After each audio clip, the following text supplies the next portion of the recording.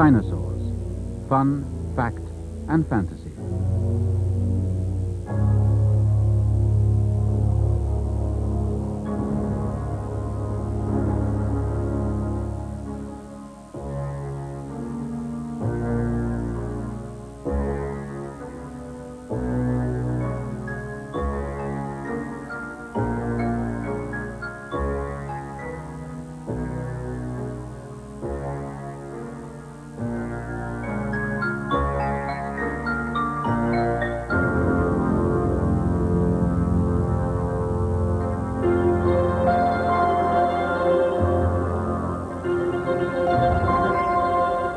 The dinosaurs.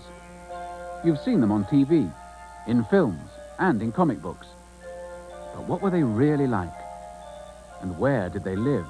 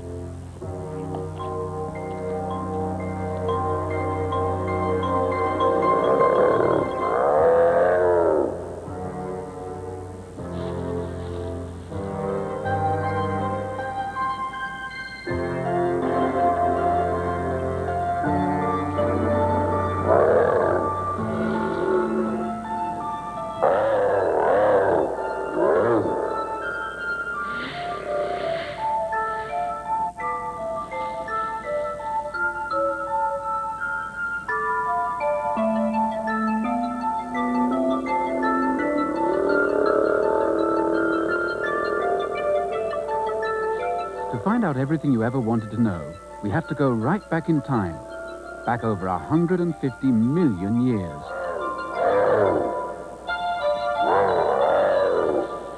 To the time this terrible fight first took place. As you can see, it's not a very pleasant time to be around. And this swampland isn't a very safe place to be. That's because the age of the dinosaurs happened a very long time ago. And although this scene actually took place here in England, it was a very different England to the one we know today. There were no towns and villages, and none of the fields and woodlands that we see today. It was a time long before the first men and women were on the earth. A time when this world was a very different place to the world we know. And it was covered with all kinds of extraordinary plants, and even more extraordinary animals. And when the dinosaurs were around, a map of the world would have looked like this. The countries, Africa and India, are both next to South America, and Britain and Europe far closer to North America than they are today. So although all of the countries were around then, they were in very different places. Since the age of the dinosaurs, the main land areas of the world, the continents, have gradually been drifting apart, and it has taken millions of years to do so. Today's world, of course, now looks like this. We live now in a period called the Quaternary, and it's lasted for about 1 million years. And although that seems a very long time to us, it's actually just a very short time in the total life history of the world. If we go back 10 million years, however, we find ourselves in a very different period. We find ourselves in the Tertiary Age. This was the time when most of the plants and animals that we know today were just about starting to develop. The Tertiary Age goes back as far as 65 million years ago. And further than that, we begin to enter another age, the Mesozoic Age, the age of the dinosaurs and their ancestors.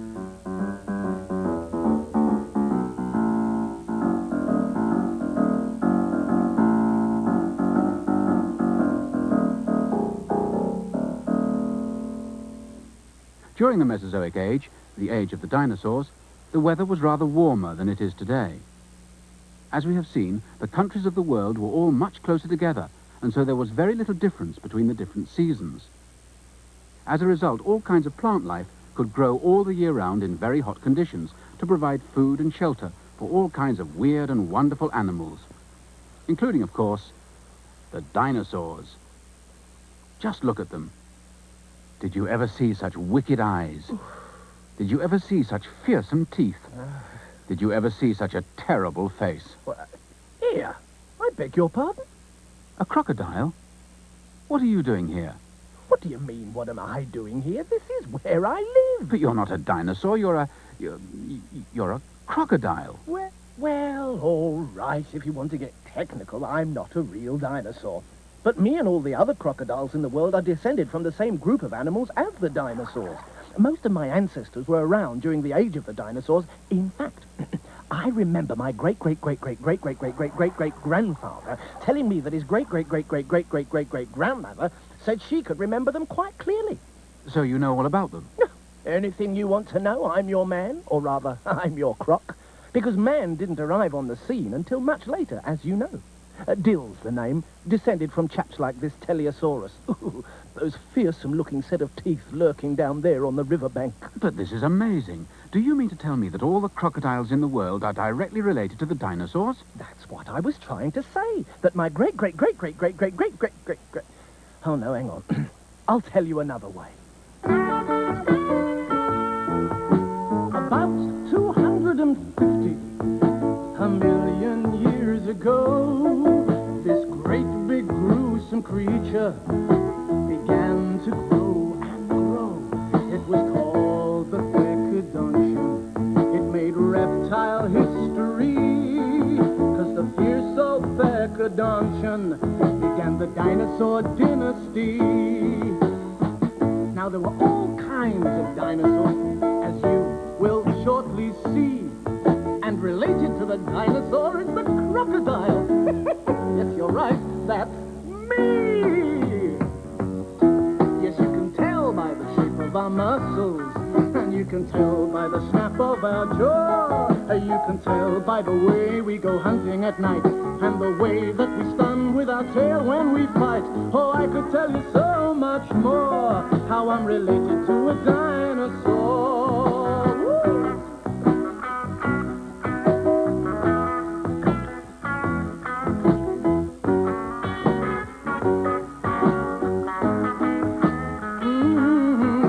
Oh, I could tell you so much more, how I'm related to a dinosaur. Well, we lay eggs just like hens do. We live in rivers and swamps, and we can run faster than the average man when we're out of the water and we're on the dry land. Oh, I could tell you so much more, how I'm related to a dinosaur. So, crocodiles and dinosaurs are both descended from the same ancestor. As the song says, that fierce old Thecodontian. According to the reference book, there are something like 800 different kinds of dinosaur. How on earth can you remember them all? You see, whilst my side of the family was busy developing into crocodiles, the dinosaurs were all busy developing into different types. What on earth do you mean, Dill? I'm sorry. Well, I'm sorry. I can't tell you much more at the moment. Something's come up.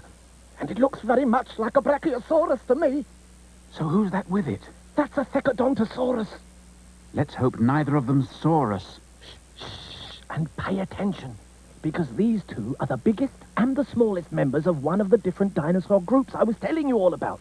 They're the largest and the smallest of the plodding dinosaurs.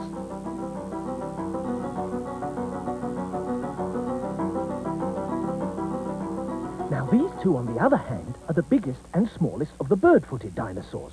The big ones are Shantungosaurus, and the little one's got an even longer name, Micropachycephalosaurus. They're just two out of scores of bird-footed dinosaurs. Micro means small, doesn't it, Dill? That's right, but you need a big breath to say it. Get your head down. Here come the killer dinosaurs, and that could mean real trouble. The big one is the worst of the lot, the Tyrannosaurus. And the smallest is that chicken-sized little monster, the Compsognathus. Because most of the dinosaurs were vegetarians, they dined only on plants and leaves. But some really were meat-eating monsters that would kill anything that got in their way. Now, these two are much more friendly, towards me at any rate. They're the Stegosaurus and the little Struthiosaurus from the armored dinosaur side of the family. They look quite well protected. Oh, yes. They could take care of themselves all right, even though they preferred quite a peaceful life. These two look familiar. And so they should be, because they were among the very last of the dinosaurs. Triceratops is the big one, and the little one in front of him is Microceratops. These were the last dinosaurs because they lived right at the very end of the Mesozoic age, in the light green Cretaceous period, remember? So they were some of the dinosaurs that could have been wiped out at the end of the dinosaur age. I'm afraid so, but don't feel too sad. Remember that you've seen all the main dinosaurs from over 140 million years. Plodders, bird-footed, fighting, armored, and the ceratopsians. The last dinosaurs all in the space of 3 minutes. And each one of these different groups could contain anything up to almost 100 different dinosaurs. So what are we waiting for? The plodding dinosaurs. The first of my dinosaur dozen. They were never too quick off the mark. The dinosaur dozen. Plodders!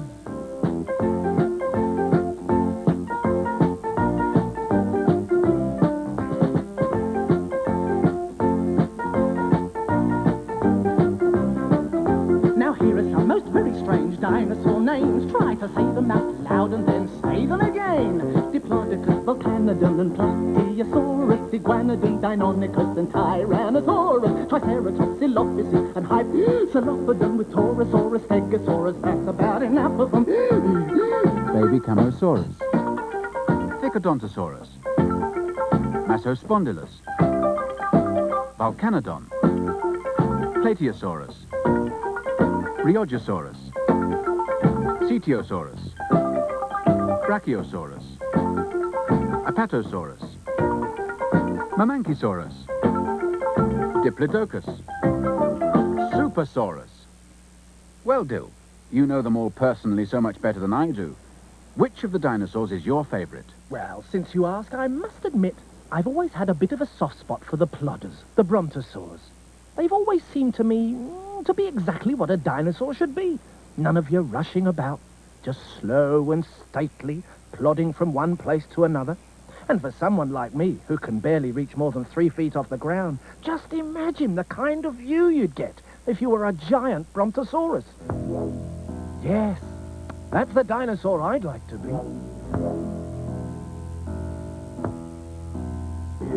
I had been born a dinosaur. I'd be the most gigantic size and almost as wide as a house I would be, but I'd be quite gentle and live peacefully if I were a dinosaur rather than me.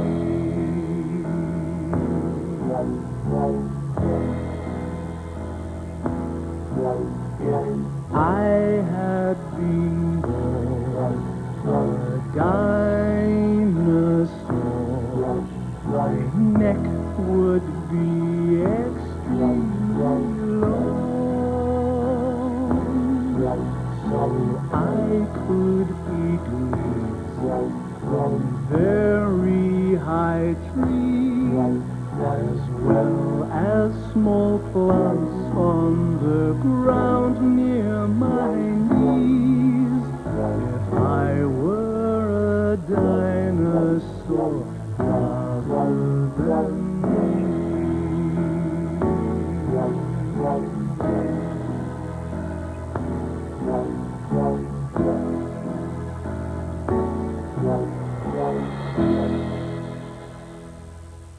Well, as you can see, despite all my high-flying ideas, I've had to come down to Earth again. Mind you, it is a very special kind of Earth, because it was here, in this Sussex quarry, just an hour or so's journey from London, that the first dinosaur to be identified by man was found. That's because over 100 million years ago, back in the Mesozoic age, the age of the dinosaurs, there were all kinds of crocodiles and dinosaurs living here where Britain is. That's right. Dinosaurs were right here in England. Mind you, it all looks very different today, though. Just as it did when Dr. and Mrs. Mantell first came across the scene back in 1822.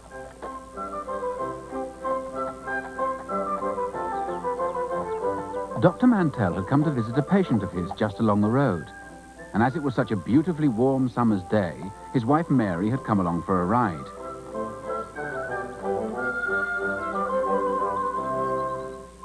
Well, she didn't want to be bothered with looking over her husband's shoulder all the time, so off she went for a short walk.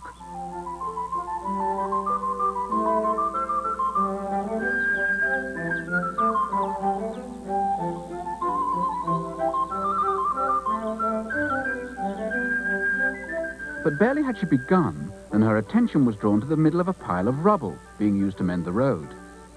For there, in the middle of a pile of rough sandstone, was the oddest-looking stone she had ever seen. It was dark brown and shiny, with a smooth, polished surface. And as she looked at it more closely, she suddenly realized what it was. The dark brown stone she was holding was a giant tooth, and there were many more crushed together in the sandstone nearby.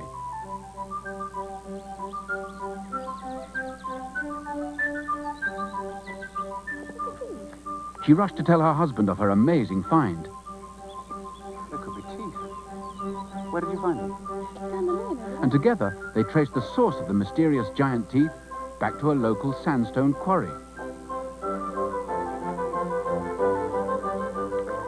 Now, although Dr. Mantell and his wife knew that what they had found were fossils, animal bones that had been in the ground so long that they had turned to stone, neither of them knew for certain the name of the animal the teeth had come from.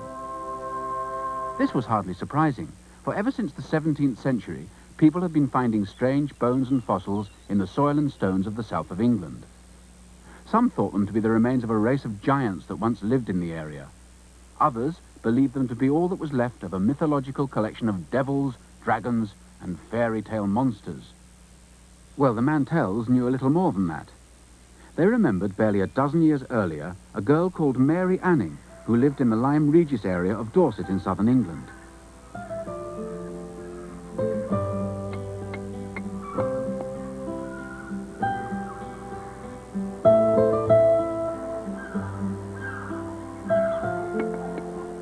She had found, amongst other fossils, the complete fossilized remains of a prehistoric fish lizard, the Ichthyosaurus.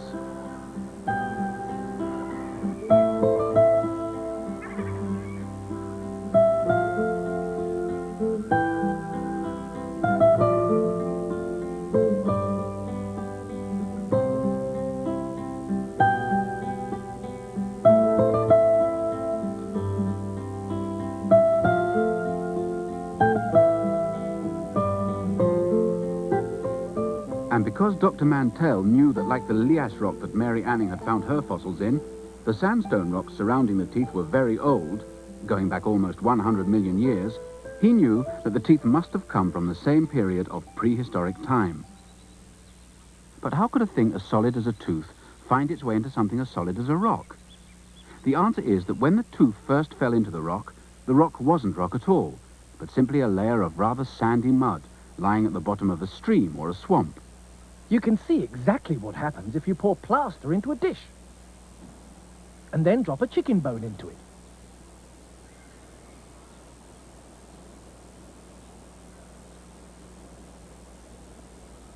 The plaster gradually traps the chicken bone in the same way that the mud gradually settled around the dinosaur bones. Then as time went on, more layers of mud formed on top of the bone, and it gradually became covered. Of course, the sandstone rock took millions of years to set properly. Our plaster mix, on the other hand, should be set solid in a very short time. Then, millions of years after the rock had been covered by more and more layers of new rock, certain parts were slowly weathered away by the wind and sea to expose the old bones. In this case, the process has only taken a few minutes. Now you can split open your rock, Dill, to find your original bone. And that's exactly what Mary Anning and the Mantells had to do, to split open their fossil finds. Except that they were dealing with much harder rocks and stones. That's right. And there's another important difference, too. You see, we know exactly what's inside our fossil, but Dr. Mantell and the other early fossil hunters were not at all sure where the bones they had found had come from. One sunny spring day in 1822, in the little Sussex town of Lewis, when Dr. Mantell's young lady wife was out walking one day, just enjoying her life.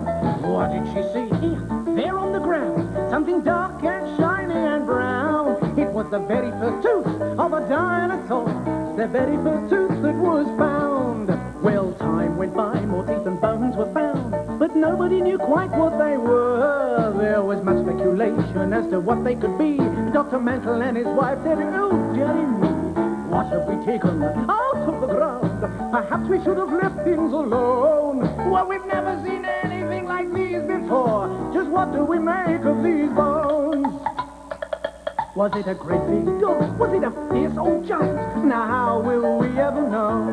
Perhaps an elephant? No, that can't be right. Maybe a fiery dragon that set things alight. Well, we've racked our brains and we still don't know. Perhaps we should have left things alone. Oh, what is the answer? A prehistoric monster? Well, what do we make of these bones? Was it a great big dog? Was it a fierce old giant? Now, how will we ever know? No. Perhaps an elephant? No, that can't be right. Maybe a fiery dragon that set things alight. Well, we've racked our brains and we still don't know. Perhaps we should have left things alone. Oh, what is the answer? A prehistoric monster? Well, what do we make of these bones? So how's your fossil coming along then, Dill? Oh, I'll show you. There you are. You know, all the same though, Dill, most people would find it pretty hard to imagine what a complete chicken would look like if they only had a fossilized chicken bone to go on. Well, that's the problem Dr. Mantell had. He'd found the teeth all right, but it wasn't until 9 years later, in 1831, that he finally discovered a complete skeleton. Then he could see for the first time ever what kind of an animal the fossilized teeth had come from, and what it would have looked like back in the Mesozoic age. I hate to say this, Dill, but you know, Dr. Mantell's strange fossilized creature has come out looking more than a little like you. Of course it does. That's why he called it an iguanodon, after a fierce iguana lizard that lived in South America, and dont meaning teeth. It wasn't until several years later that people first began to realize that the iguanodon was just one of the prehistoric reptiles called the dinosaurs. The name dinosaur means terrible lizard. And by the time that the word dinosaur first came into common use, all kinds of people have been busy working out their own ideas of what the iguanodon would have looked like in real life. This is a model specially made for the Crystal Palace grounds in London in 1854. He's completely the wrong shape. His colours are all wrong. And as for the spiky horn on his nose, well, even Dr. Mantell got that wrong. This is where it really fits. The people of Maidstone in Kent, near where the iguanodon was found, were so pleased with it that they decided to put old Iggy here into their town's coat of arms. Today, of course, we now know that the iguanodon that Dr. Mantell discovered was only one of a whole family of bird-footed dinosaurs, the second of our dinosaur dozens. Dinosaur dozen, bird-footed.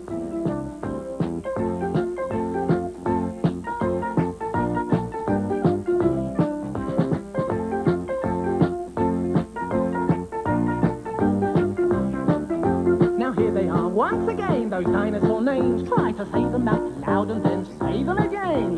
Diplodocus, Volcanodon and Plateosaurus, Iguanodon, Deinonychus and Tyrannosaurus, Triceratops, Dilophosis and Hypsilophodon with Torosaurus, Stegosaurus, that's about enough of them.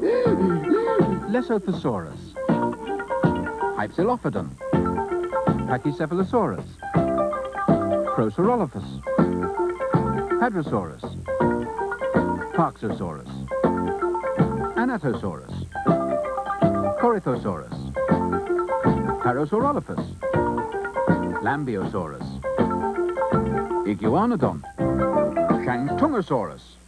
Dr. Mantell's iguanodon. Did you spot him in the dinosaur dozen? He was just the first of the dinosaurs to be discovered in Victorian Britain. Very soon afterwards came other similar fossilized creatures, and the Megalosaurus and Cetiosaurus quickly found themselves occupying pride of place in the museums. By now, people were using the word dinosaur to describe a whole collection of prehistoric animals that have been found all over the world. In 1877, coal miners in the Belgian town of Bernissart were opening up a new coal seam when they came across the remains of 31 iguanodon skeletons, 11 of them virtually complete. It's believed that a whole group of them stumbled into a deep ravine by mistake, to remain there for over 100 million years. But it was in North America that dinosaur fever really took hold.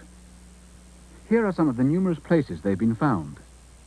In Colorado, Wyoming, Utah and Montana, and Canada. Fossil hunters in the early days even had to fight off the Red Indians to collect dinosaur relics. And not just Indians, because at least two of the most dedicated of the American collectors, Edward Cope and Othniel Marsh, were so jealous of each other's discoveries that they actually fought gun battles between them over who could lay claim to the most bones. Luckily, there were plenty to be found, however. In fact, more than enough for both of them. They could be found just lying in the desert, large bones waiting to be picked up. One non-dinosaur collector built a shack out of the bones. By the time Cope and Marsh had ceased their fighting and feuding, no fewer than 136 new kinds of dinosaurs had been discovered and named.